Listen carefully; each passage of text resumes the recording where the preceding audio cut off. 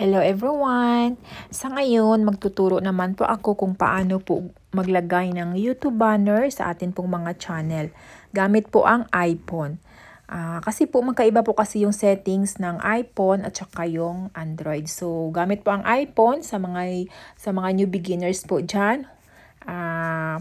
Panoorin nyo po ito. Okay, so hawakan nyo na po ang inyong mga cellphone, ang inyong mga iPhone sa mga new YouTubers. So, una-una, punta po tayo ng Chrome. Ayan. So, dyan sa URL box, i-type nyo po ang www.youtube.com. Ay ako, meron na kasi ako ayang YouTube. So, press ko lang po yan ang YouTube. Ayan. Ayan, so makapupunta tayo dito sa YouTube. So, nakikita nyo po yung 3 dots sa baba. Pag nasa Android po yan kasi, ang 3 dot na yan, nandyan yan sa taas, sa kanan. So, pag iPhone, dito sa baba. So, press po natin yung 3 dots sa baba. And then, hanapin nyo po dito ang Request Desktop. Ayan po, Request Desktop. Ayan. Nakikita nyo po ang profile picture nyo sa sa taas, sa kanan. I-press nyo po yan. Press po natin yung profile picture. Ayan.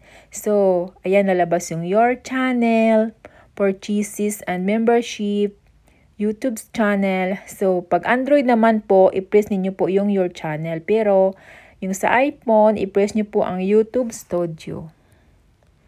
YouTube Studio. Okay. Ayan na.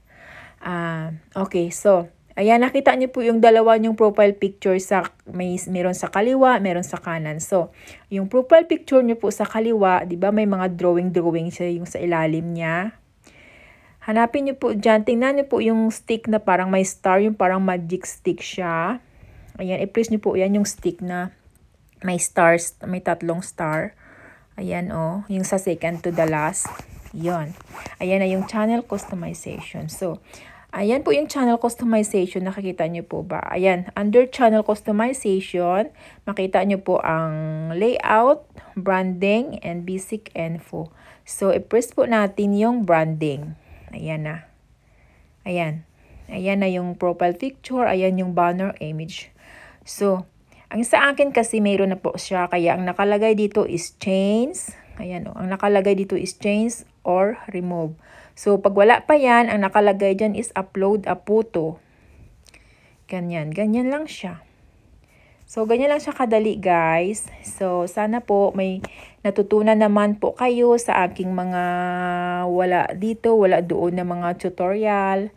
So, yan lang po, guys. And please don't forget to like and subscribe.